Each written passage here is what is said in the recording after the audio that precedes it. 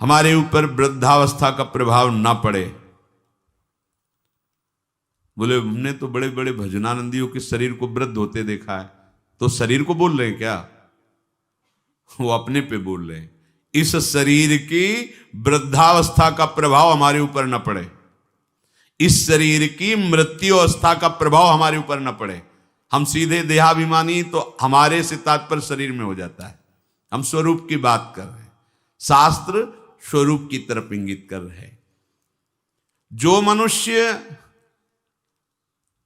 मेरा आश्रय लेकर के मेरी प्राप्ति के लिए बताए गए सिद्धांतों के अनुसार प्रयत्न करता है, उसके उस प्रयत्न को देख करके हम उसको ब्रह्म स्थिति प्रदान कर देते हैं।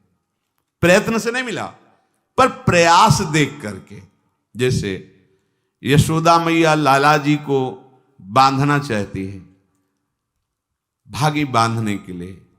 अब लाला दौड़ रहे हैं, मैया पकड़ने की चेष्टा करती, प्रभु पीछे मुड़ मुड़ के देख रहे हैं, मैया के माथे पे पसीना आ गया, श्रमित हो रही, पर वो प्रयत्न नहीं छोड़ रहे। तो प्रभु स्वयं अपने को बंधा दिया।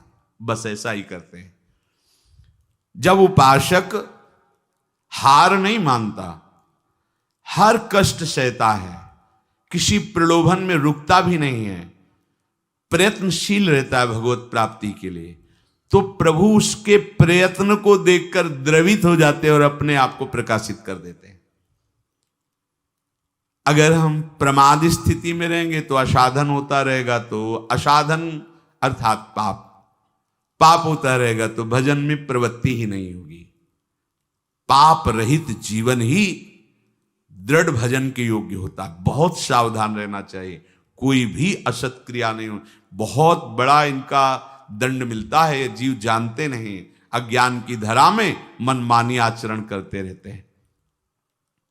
भयंकर गतियां, इन सब से हमें मुक्त होने का अवसर मिला है। जो मेरा आश्रय लेकर के मेरे द्वारा बताए हुए सिद्धांतों का, प्रभु ही संत रूप में, गुरुदेव के रूप में, शास्त्र के रूप में, ब्रह्म ऋषियों के रूप में हमें मार्ग बताते हैं, हम प्रयास करें, पूर्णता उनकी तरफ से हो। हम शरणागति का प्रयास कर रहे हैं, पूर्णता उनके हाथ में है। हम उनकी प्राप्ति का प्रयास कर रहे हैं, ये उनके हाथ की बात है। कब कैसे हमें मिलेंगे, कौन सी स्थिति देंगे, ये उनके ऊपर की बात। हमें उसका चिंतन नहीं करना, हमें ये चिंतन करना है कि आराध्य देव के सिवा और कुछ चिंतन ना होने पावे।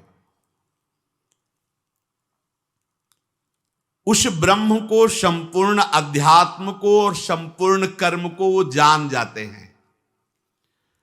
जरा मरण मोक्षाय मामाश्रित यतन्तिते, ये वृद्धावस्था और ये मरण अवस्था, जीते जी मुक्ति प्राप्त करने के लिए मानव देह मिला है। अगर आप प्रयासरत रहे, जीवन में अनुभव आपको नहीं हुआ और कभी भगवद आश्रय छोड़कर आप इधर उधर भटके नहीं, तो आपका शरीर पूरा होते होते भगवान अनुभव करा देंगे। पीछे ऐसा वर्णन किया है स्वयं प्रभु ने कि उस समय मैं स्वयं आकर स्मृति रूप से उसके हृदय में जागृत हो जाता हूं, क्योंकि जीवन भर लड़खड़ाते हुए ही सही पर हमारी तरफ चलने का इसने प्रयास किया है। पर हमने महापुरुषों के मुख से सुना है कि जो उपासक बाल्यावस्था से ही भगवान के मार्ग में लगे हैं, उनको इस बात पर नहीं संतोष कर लेना चाहिए कि मरने के बाद भगवान मिलेंगे। नहीं, जीते जी अनुभव करना है। शरीर छूटने के पहले ही हमें शरीर छोड़कर वो स्थिति प्राप्त करनी है जो भागवतिक स्थिति है, बिल्कुल सच्ची। ये शरीर ऐसे ही अनुभव होने लगता है जैसे कोट, शर्ट, बनियान। स्थूल शरीर कोट, सूक्ष्म शरीर शर्ट, कारण शरीर बनियान, लेकिन पहनने वाला अलग है। पहनने वाला न कोट है, न शर्ट है, न बनियान है, बिल्कुल अलग प्रतीत होने लगता है। अपना स्वरूप अपने आप से अनुभव में आता है, किसी इंद्रियों के द्वारा नहीं। किसी करण के द्वारा नहीं, अपने स्वरूप का अनुभव अपने स्वरूप से ही होता है, अपने से ही अपने का अनुभव होता है, इसमें किसी अन्य का सहयोग नहीं है। फिर ये साधना क्यों है? क्योंकि ये पवित्र हो जाएं। ये पवित्र हो जाएंगे तो अपने स्वरूप में लय हो जाएंगे, शांत हो जाएंगे। जैसे शांत जल में ही हम देख सकते हैं, ऐसे शांत अंतःकरण में ही सारे भावों का प्रादुर्भाव होता है। इसीलिए भक्ति में भावों में सबसे पहले रखा गया शांत भाव, फिर दास सख्य वात्सल्य कांता सहचरी आदि। शरीर की मृत्यु के पहले ही शरीर का राग नष्ट हो जाए, ये साधना की फलवृत्ति है। जो जीवन में साधना की है, अब शरीर से ऐसा नहीं कि जिसका शरीर राग खत्म हो जाता है उसे पीड़ा ही नहीं होती, ऐसा नहीं है। पीड़ा होती है पर परेशानी नहीं होती, दर्द है पर दुख नहीं है, व्याकुलता नहीं। क्यों हुआ ऐसा कष्ट, क्यों हे भगवान ये कष्ट, ऐसा कुछ नहीं होता। सहज में एक वृत्ति रहती भगवदाकार। अब यहां किसी ने पीटा तो दर्द होगा, क्यों पीटा, ये ठीक हो जाए, कोई वृत्ति ऐसी नहीं आएगी। जो शरीर में हो रहा है, सर्दी लग रही तो अगेंद्री में महसूस होए कि हाँ सर्दी है, प्रारब्धवशात तो वस्त्र मिल गया ओढ़ लिया, नहीं मिला कोई आकांक्षा नहीं। ये स्थिति है, केवल बुद्धि से तर्कना से नहीं इसे समझा जा सकता, वो स्थिति है।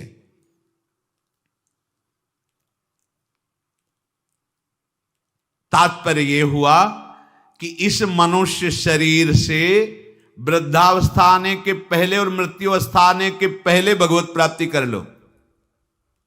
बात समझो, ये जो लोग भूले हुए हैं ना कि ये यौवन अवस्था भोगों के लिए है, बड़े बूढ़े शिक्षा देते हैं, अरे तुम तो अभी तुम्हारी तो खेलने खाने की उम्र, भजन की उम्र है तुम्हारी, तो उनसे पूछो जो उपदेश दे रहे खेल, तुम्हारी उम्र कौन सी है? तुम करते हो भजन, तुम भगवत चिंतन में रखते हो, पर वो वहां उत्तर देने की सामर्थ्य नहीं, इसलिए वो बोल नहीं पाते। नहीं, बड़े बुजुर्ग जैसे समझाते हैं तुम्हारी भजन करने की उम्र थोड़ी है। तो हे पूज्यवर, आपकी उम्र कौन सी है और अब आप क्या कर रहे हैं? भजन कोई खेल खिलौना नहीं है। जब तक आपने पूर्वाभ्यास नहीं किया तो आपका भजन जीवन में आगे नहीं होने वाला। ये भूल जाओ कि लड़का बच्चा परिवार और इनके सब ब्याह बर और सब होने के बाद बुढ़ापे में आराम से जाकर वृंदावन में फ्लैट लेंगे और खूब भजन करेंगे। भूल जाओ, फ्लैट ले सकते हो, आओगे लेकिन यहां प्रपंच ही करोगे, भजन नहीं कर पाओगे। सत्संग में बैठोगे सो जाओगे, शब्द समझ में नहीं आएगा क्योंकि अभ्यास ही नहीं किया है। चार बूढ़े बैठ करके अपनी बहू और लड़का बच्चा की बातें करोगे, प्रिया प्रीतम की बातें कभी नहीं कर पाओगे। देख लेना, जीवन में देख लेना, यदि जीवन में तुमने भजन का अभ्यास नहीं किया तो वृद्धावस्था में भजन नहीं होगा। वृद्धावस्था आने के पहले, मृत्यु अवस्था आने के पहले, चलो वृद्धावस्था का तो समय हमें पता है कि इस शरीर की वृद्धावस्था लगभग इतने वर्ष बाद आ जाएगी, लेकिन मृत्यु अवस्था तो एक सेकंड के बाद भी आ सकती है।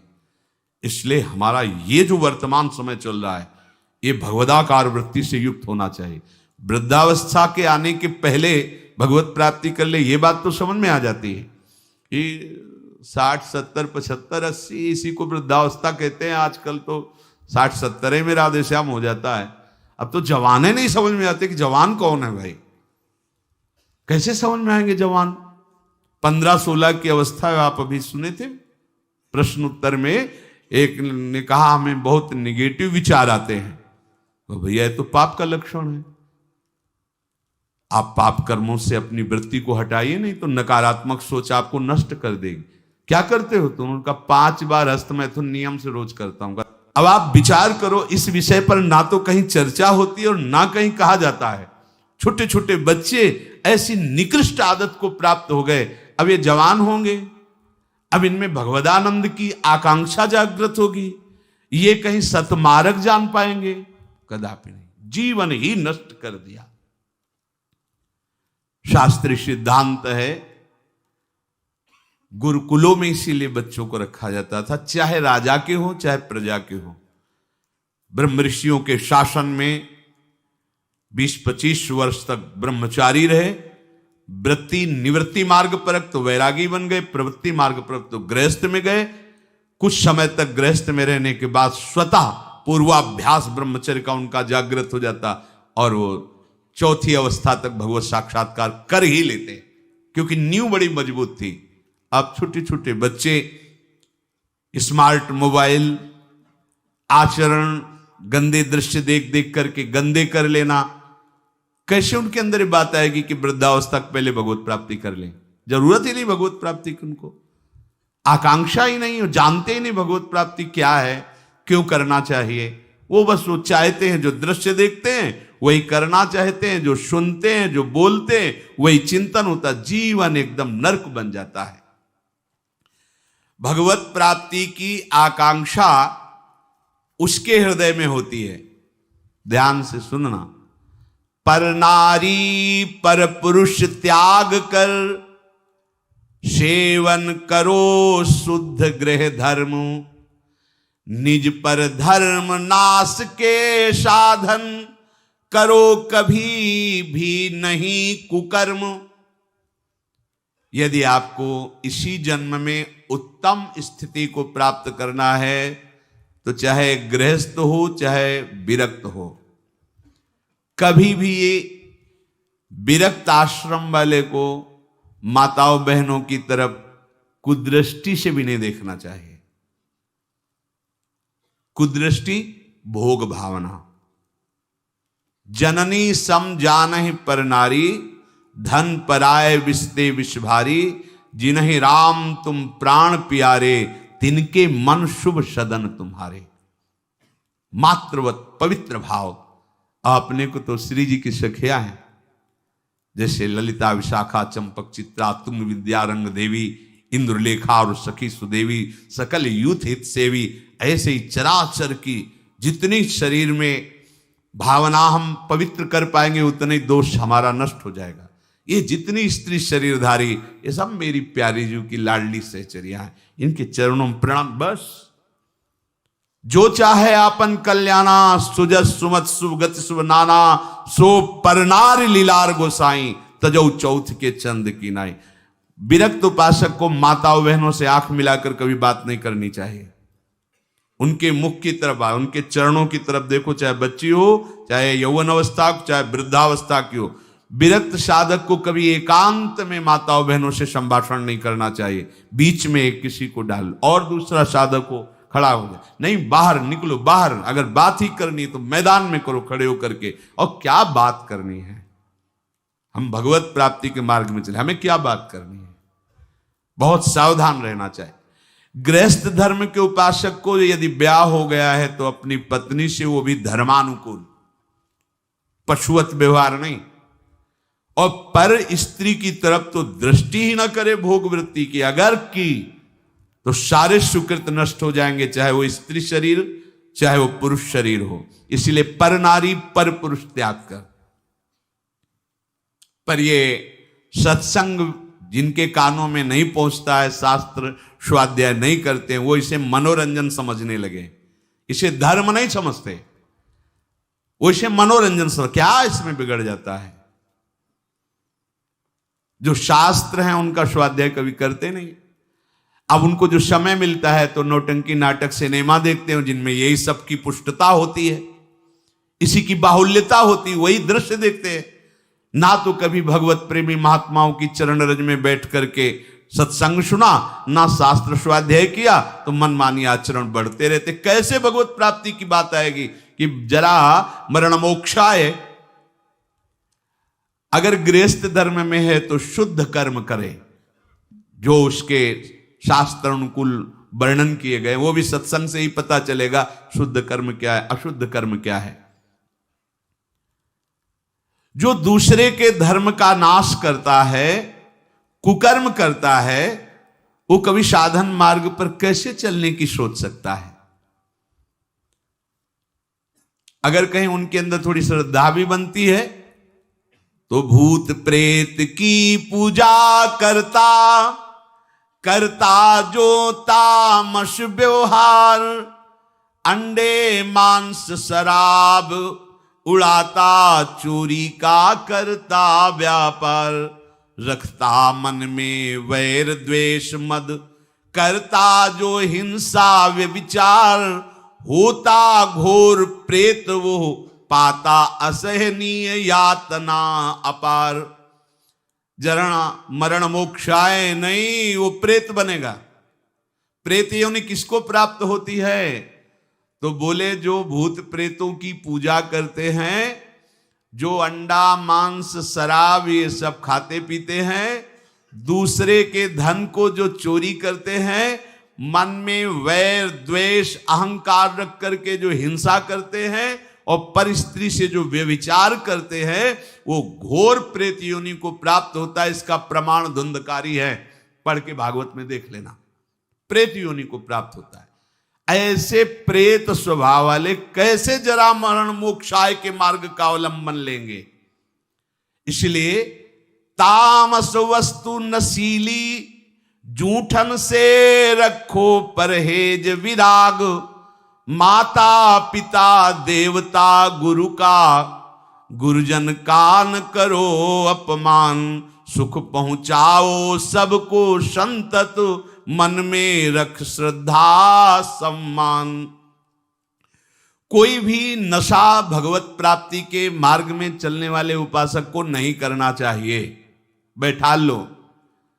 आजकल ये भी बहुत सूक्ष्मता से साधन मार्ग वालों को गिराने के लिए प्रवेश कर गया है कि थोड़ी सी भांग खा लो, बस भगवदानंद में डूब जाओगे, या एक दो चिलम फूंक लो, या अमुक अमुक अमुक। हम प्रणाम करते हैं, जो ऐसा करते हैं सिद्ध महापुरुष होंगे, उनको हम प्रणाम करते हैं, पर अपने कच्चे साधकों के लिए या भगवत प्राप्ति के लक्ष्य वालों के लिए हमें कहीं शास्त्र में आज तक नहीं लिखा, कहीं ऐसा नहीं मिला। कुछ लोग उदाहरण देते हैं कि भगवान शंकर भी भांग खाते हैं। भगवान शंकर भांग खाते नहीं, पीते हैं, हलाहल जहर पीते हैं। जगत की रक्षा के लिए समुद्र मंथन में निकला हुआ हलाहल जहर पिया। तुम एक धतूरे का फल खा के दिखाओ तो तुम्हें माने उनकी समानता कर सकते हो? जगत रक्षा के लिए भगवान, और यहां से नीचे उतरने नहीं दिया है। यही है नीलकंठ। तुम एक घूंट पानी आरोक के दिखाओ, एक बूंद पानी चला जाए, खोक खोक करते रहोगे। पूरा हलाहल जहर समुद्र मंथन का यह आरोक लिया है, इसलिए नीलकंठ भगवान उनको कहा गया। कहते भगवान शंकर गांजा पीते, कभी देखा चिलम उड़ाते हुए भगवान शिव को? अरे भाई समझो, उस भगवान हैं, वो जगत मंगल के लिए सब किए हैं। वो कोई ऐसा नहीं कि थोड़ा भांग खा के कैलाश। भांग का नशा कितनी मिनट रहता है? बहुत बहुत 24 घंटे, 12 घंटे 24 घंटे।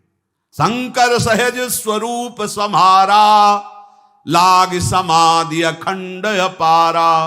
88,000 वर्ष तक की समाधि एक बार में, 88,000 वर्ष। 88 मिनट बैठ के बिना हिले दिखाओ हमें तुम। 88 मिनट बिना हिले डुले पद्मासन लगाओ और 88 मिनट बिना हिले डुले, शरीर कांप जाएगा। महापुरुषों के सत आचरण का तो अनुकरण नहीं करते, और उनकी जो महामहिम जगत रक्षा के लिए वृत्ति, उसको बोलते भगवान शंकर नशा करते। कोई भी तामस वस्तु, नशीली वस्तु अगर स्वीकार करेंगे तो शुद्ध भजन नहीं हो पाएगा। इसलिए जो कर रहे हैं वो सिद्ध है, हम प्रणाम करते हैं। हमारा निषेध करने का कोई बल ही नहीं है। शास्त्र कह रहा है तामस वस्तु नशीली, कोई भी नशा नहीं होना चाहिए साधक के जीवन में। जूठन से रखो परहेज। गुरु की, आराध्य देव की जूठन के सिवा जीवन में किसी और की जूठन नहीं पानी चाहिए। सब सवै संत गुरुदेव हैं, व्यास या प्रतीत भगवत प्रेमी महात्माओं की जूठन के लिए तो आदेश दिया है, जूठन ले पावे सदा। जो गृहस्थ में हैं, माता पिता वयो वृद्धों को भगवान का स्वरूप मानकर उनका आदर करे। बड़ा क्रूर स्वभाव होता जा रहा है। नवयुवक जन है, अपने वृद्ध माता पिता को कट वचन बोलते हैं, यहां तक कि उनके ऊपर हाथ भी छोड़ देते, मारने पीटने तक पर। सोचो तुम्हारी गति क्या होगी। जो भगवत स्वरूप माता पिता जिनकी चरण आराधना करने पर भगवान की प्राप्ति हो जाती। पुंडरीक जी ने अपने माता पिता की आराधना की तो भगवान विट्ठल उनको दर्शन देने बिना चाहे आ गए। ऐसे पूज्यवर जो हमारे गुरुजन हैं माता पिता, यदि हम उनका अपमान करेंगे, उनको गाली देंगे तो हम जरा मरण मोक्षाय मार्ग पर चल पाएंगे? कदापि नहीं। और सदगुरुदेव की अवहेलना, फिर तुम्हें परमार्थ की पगडंडी मिल जाएगी? कदापि नहीं। सुख पहुंचाओ सबको संतत, मन में रख श्रद्धा सम्मान, सब में भगवत भाव कर कर सुख देने की भावना। बुरे संग का, बुरे व्यसन का कभी न रखो मन में मोह, काम लोभ को छोड़ करो सब जीवों पर स्वाभाविक छो। जैसे कर्म किए जीवन भर, जैसे मन में रखे विचार, अंतकाल भाव मनुज का होगा उसके ही अनुसार। बहुत सुंदर बात कह रहे हैं पूज्य भाई जी महाराज। यदि तुम बुरा संग करोगे, बुरा नशा करोगे, बुरे भाव रखोगे, काम लोभ आदि में आसक्त होकर चेष्टा करोगे, भोग वासना करोगे, तो क्या होगा? बोले जैसा जीवन तुम व्यतीत करोगे फाइनल में तुम्हारे पास वैसा ही निर्णय आएगा। क्या? अंतिम समय वही कर्म छा जाएंगे। जो बुरे कर्म किए हैं वही छा जाएंगे। अगला, जैसे जरा सी वृत्ति मृग में लगी तो मृगाकार वृत्ति होने के कारण अगला जन्म मृग का हो गया। आपने तो कितनी जगह ममता की हुई है, कितनी जगह। क्या होगा अंतिम समय में? जरा मरण मोक्षाय के मार्ग में चलने वाले उपासक को बहुत सावधान रहना चाहिए। अंतकाल का भाव मनुज का होगा उसके अनुसार। जो जीवन में तुम कर रहे हो अंतिम में वही भाव तुम्हारे आएगा। यदि भजन कर रहे हो तो सदगति, और अगर बुरे आचरण संसार में फंसे हो तो दुर्गति। तदानुसार ही सदगति दुर्गति होगी उसे प्राप्त अनिवार्य। अतः रखो प्रतिपल ही मधुमय, भगवद स्मृति में हृदय उदार। अपने हृदय को निरंतर भगवद स्मृति में लगाए हुए ही कार्यरत रहो। अगर आप इसको भगवद स्मृति को छोड़ते हैं कि आगे हम कर लेंगे, तो आगे नहीं होने वाला। मृत्यु समय की अनुपम सेवा, मन से दूर करे संसार। हमें मृत्यु बनानी, मृत्यु को महोत्सव बनाना है। हमारा आखिरी समय होना चाहिए। तो बोले इसके लिए क्या करो? संसार का चिंतन छोड़ना होगा। संसार का चिंतन छोड़ोगे तो तुम्हारी मृत्यु महोत्सव हो जाएगी। और इस पर कोई सोच नहीं रहा। सारी सोच आज की है, आज की। वर्तमान को भोगों में कैसे हम डुबोएं। आज हमें अच्छा खाने को मिले, खूब हंसी मजाक करने को मिले, मन के अनुसार भोग भोगने को मिले, तो आज का दिन बढ़िया मंगल। कल क्या होगा देखा जाएगा। यह है मूढ़ता। उपासक क्या सोचता है? मेरा अंतिम समय बढ़िया जाए। क्या? प्राणनाथ प्रीतम के चिंतन में, उनके ध्यान में, पावन चरण रज का स्पर्श करते हुए हमारा शरीर छूटे, हम प्रियालाल को प्राप्त हों। भगवान कह रहे हैं जैसे भूत प्रकृति मोक्षम, संपूर्ण पंचभूत और प्रकृति इसके कार्य, अगर इनसे आप अपने को बचा लें तो जरा मरण मोक्षाय की पदवी पर आ जाएंगे। जरा और मृत्यु इन्हीं से होती है। किनसे? पंचभूत रचित शरीर और इनकी प्रकृति, इनकी क्रियाएं। बड़ा सूक्ष्म विषय है। जरा मरण से अभी तुम्हें मुक्ति मिल जाएगी यदि शरीर और शरीर की क्रियाओं से अपनापन हटा दो। बड़ा कठिन है। क्या करें? बहुत सरल है। ऐसे हो जाओ, आत्मसमर्पण कर दो आराध्य देव को। हम शरीर से राग नहीं हटा पा रहे, इतना विवेक प्रबल नहीं हो रहा, क्रियाएं हम भगवतिक नहीं कर पा रहे, इतनी पवित्रता हृदय में नहीं।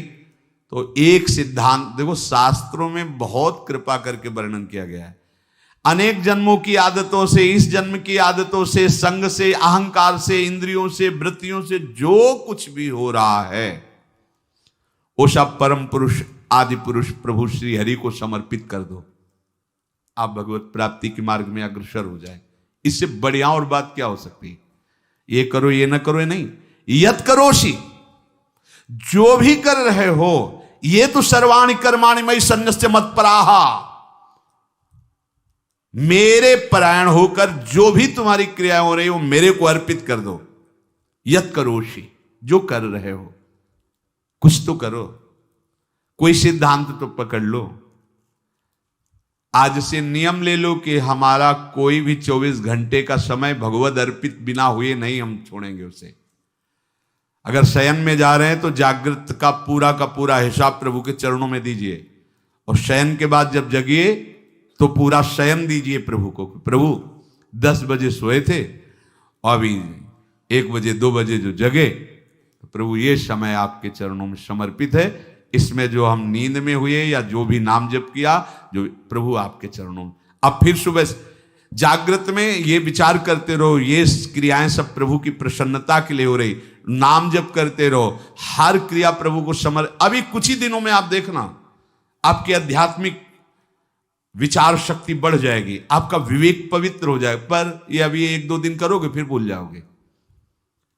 भूलो नहीं, अगर भूलते रहोगे तो ज्यादा समय नहीं अपने लोगों के लिए पास। ये बहुत डींगे हाँकते हैं हम, अभी बड़ा समय।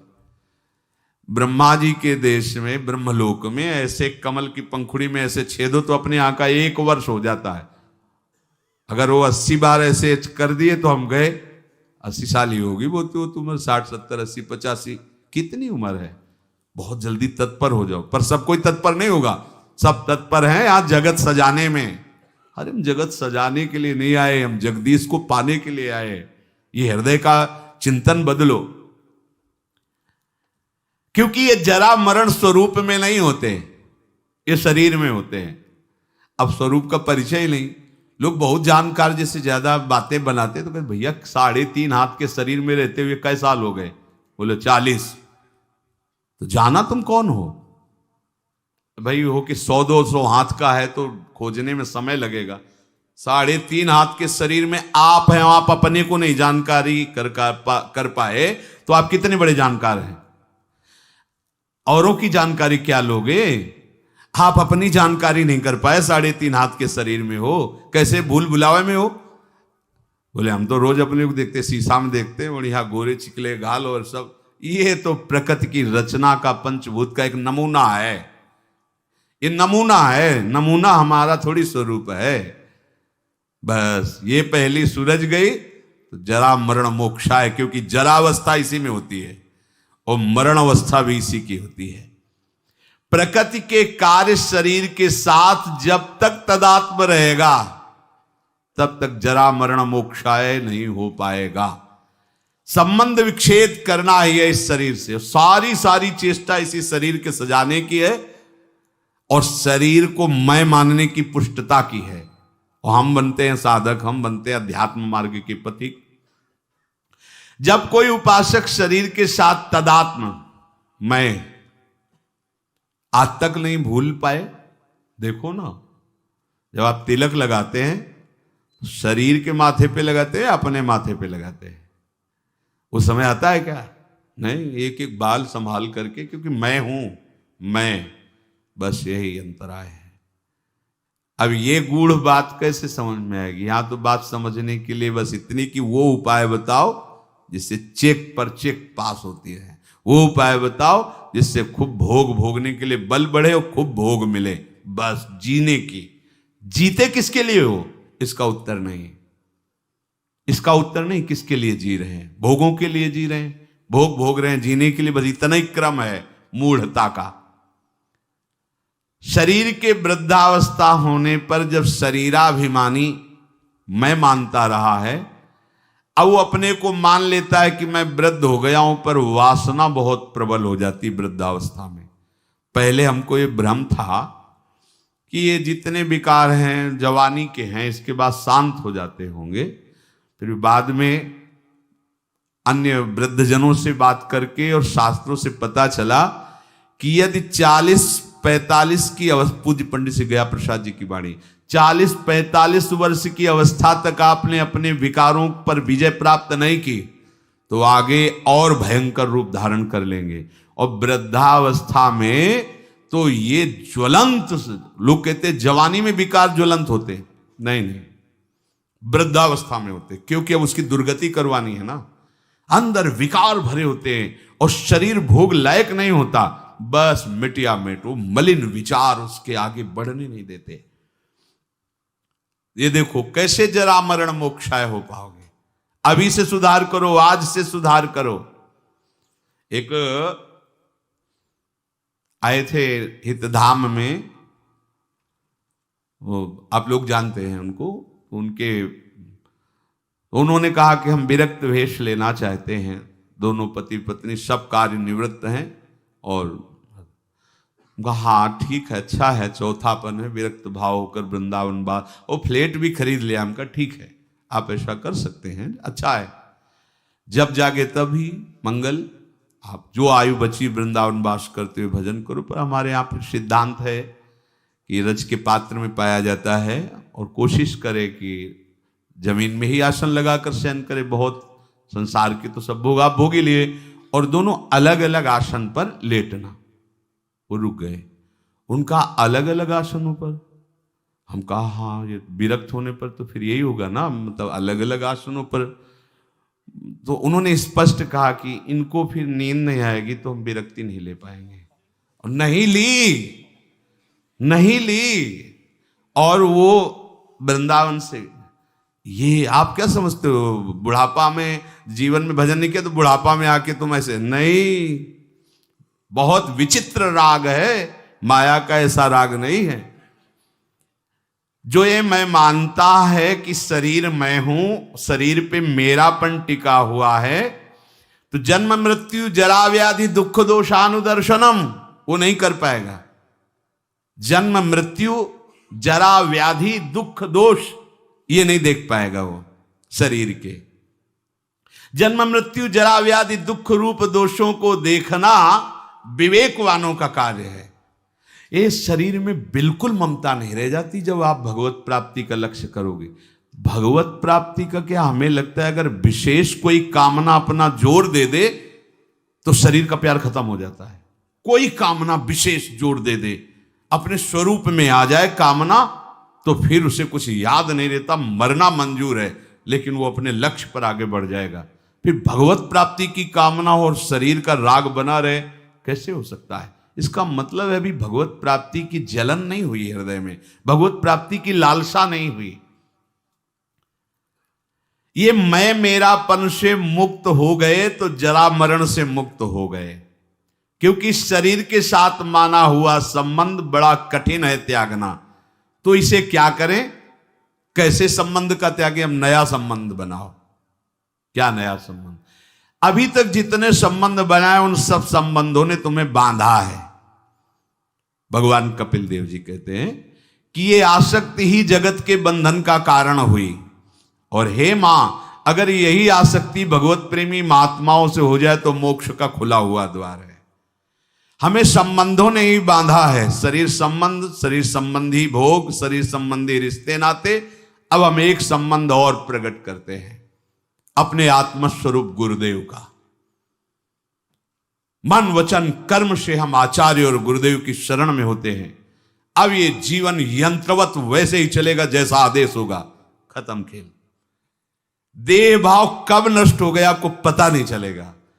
जिन वैराग्य की सीढ़ियों को लांघना विवेक के द्वारा बहुत कठिन पड़ता, बड़ा लंबा समय जाता, छोटी छोटी अवस्था में कोई ज्ञान नहीं है, उन वैराग्य की सीढ़ियों को आगे लांघते हुए निकल गए गुरु कृपा पात्र जन। हम अगर ये संबंध मान ले, प्रथम ही सेवहु गुरु के चरण, जिन या धर्म कहो सब करन, नाम प्रताप बताइयो। आप इस चाल को समझना, ये मन बुद्धि इस बात को स्वीकार नहीं करते हैं। एक गुरु का संबंध केवल एक व्यवहार मात्र कर लेते हैं। गुरु मानने वाले लाखों हैं, लेकिन गुरु की मानने वाले अंगुलियों में गिने जा सकते हैं। अपने मन वचन कर्म से ठान लो कि अब मेरा जीवन बिक गया, कोई अस्तित्व नहीं। गुरु ने नाम देकर मंत्र देकर खरीद लिया है, अब वो जैसा चाहेंगे वैसा चलेगा।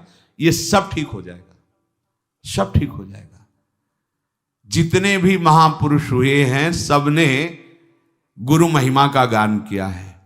बिना गुरु कृपा के इस मैं और मेरापन से हटना बड़ा कठिन होता है, घूम घूम करके छाया रहता है। देख लो, यहां बैठे हो इसलिए देख सकते हो, देख लो जब से चले हो तब से अब तक मैं और मेरे के ही घेरे को नहीं पार कर पाए हो, देख लो। और जो जितना समर्पित है मैं मेरा का घेरा उतने उसका शिथिल होता चला जाता है। ये आत्मसमर्पण से सब ठीक हो जाएगा।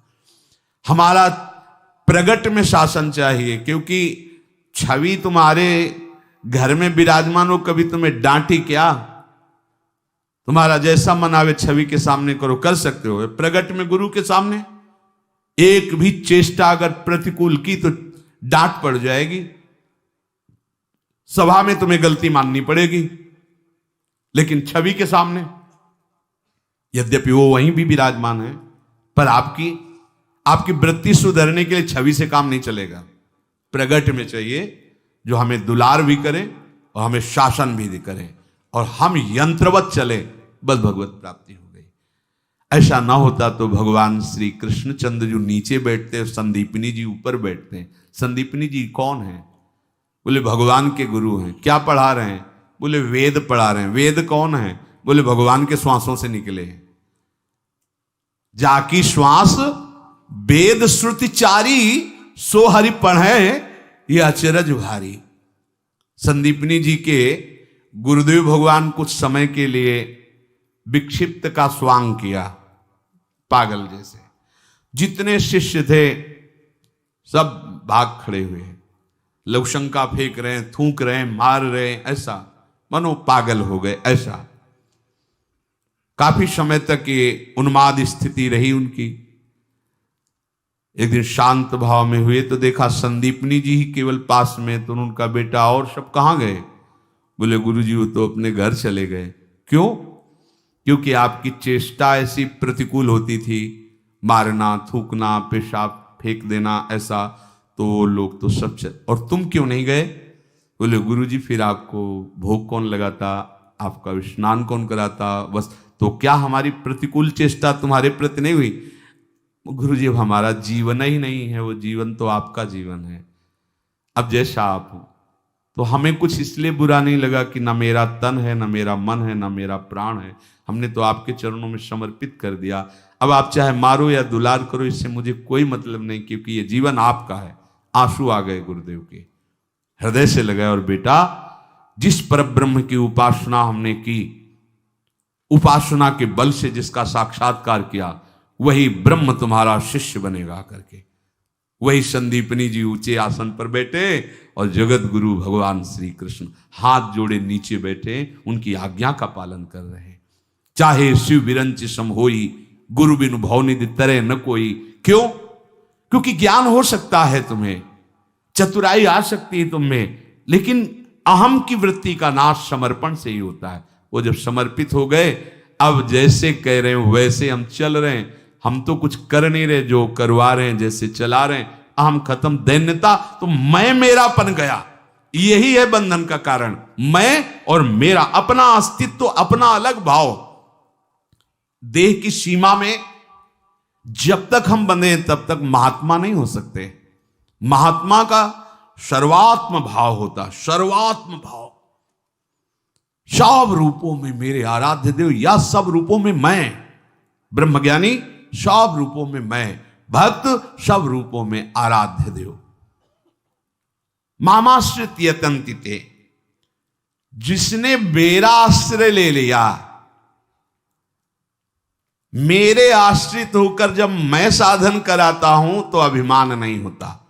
और जब उपासक स्वयं में कर्ता भाव लेकर यत्न करता है तो अभिमान छुपा पुष्ट होता रहता है। मैंने ऐसा कर लिया जिससे मुझे ऐसा अनुभव हुआ, और मैं ऐसा कर लूंगा जिससे मुझे ऐसा अनुभव होगा। ये सब अहम की धरा में होता है।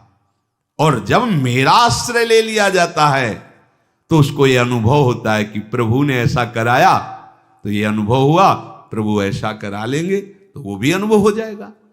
उसके जीवन में सावधानी ये रहे कि आलस्य और प्रमाद ना आने लगे कि भगवान की कृपा से सब हो जाएगा तो भजन करने की जरूरत क्या है, गुरु कृपा से सब हो जाएगा, अब भजन करने की जरूरत नहीं।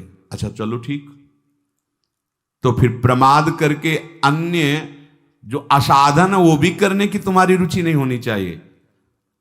पक्का समझो बस इसी से हो जाएगा। पर होता क्या है, हम ये तो कह देते हैं कि भगवत कृपा से सब हो जाएगा, ये छोड़ दिया यहां और करने लगते हैं असाधन, फिर भगवत कृपा कैसे आप पर जागृत होगी।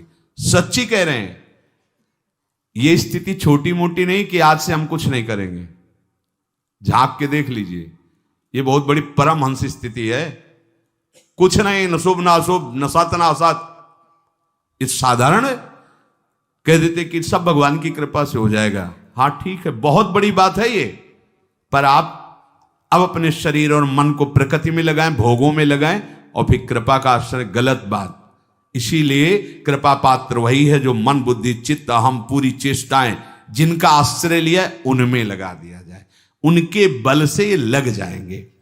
जो नित्य निरंतर प्रभु का चिंतन करता है, प्रभु का आश्रय लेकर के, तो उसका शरीराभिमान नष्ट हो जाता है, उसका कर्ता भाव नष्ट हो जाता है, स्थायी भाव उसके हृदय में आ जाता है भजन का। अभी अस्थाई है, थोड़ी देर भजन हुआ, थोड़ी देर विषय चिंतन हुआ, थोड़ी देर प्रभु अच्छे लगे, थोड़ी देर संसार अच्छा लगा। भगवद आश्रय लेकर हमारे हृदय में जो अब साधन की वृत्ति आ रही मेरे प्रभु दे रहे हैं, उनकी कृपा से हो रहा है, ऐसा मानकर पूरा प्रयत्न भजन में लगा दे तो देहाभिमान गलित हो जाता है, देह भाव रहित हो जाता है, स्थायी भजन की प्रवृत्ति जागृत हो जाती है। अगर अहम है तो साधना करने पर उसको भगवत प्राप्ति नहीं होती, क्योंकि अहम ही मूल है। शरीर और संसार में थोड़ा भी महत्व है तो अहम है, उतनी ही भगवत प्राप्ति में देरी है जितना अहम है। यह सूक्ष्म विषय है। इन बाधाओं को दूर करने के लिए आत्मसमर्पण अत्यंत आवश्यक है। संसार की स्वतंत्र सत्ता नहीं है, शरीर की स्वतंत्र सत्ता नहीं है। विचार करो, ये यंत्रवत वैसे ही माया से चल रहा है, यंत्रारूढ़ानिमम माया। तुम वैसे भी कुछ नहीं कर रहे हो, त्रिगुण माया के द्वारा हो रहा है। अब तुम ये स्वीकार कर लो कि प्रभु का मैं हूं, तो माया से त्रिगुणातीत भाव की तरफ आप बढ़ जाओगे। जो प्रभु का आश्रय लेकर के प्रभु के बल से यत्न करता है, उसका अहम गलित हो जाता है और प्रभु की कृपा से उसका साधन तीव्र हो करके वो जरा मरण मोक्षा स्थिति को प्राप्त हो जाता है। वो वृद्धावस्था और मरण अवस्था का प्रभाव जहां पड़ता है उससे ऊपर हो जाता है। कोई भी प्रभाव से दुखी या सुखी नहीं कर सकता। इसलिए भगवद आश्रय लेकर निरंतर भगवत कृपा से भजन का प्रयास करते रहो।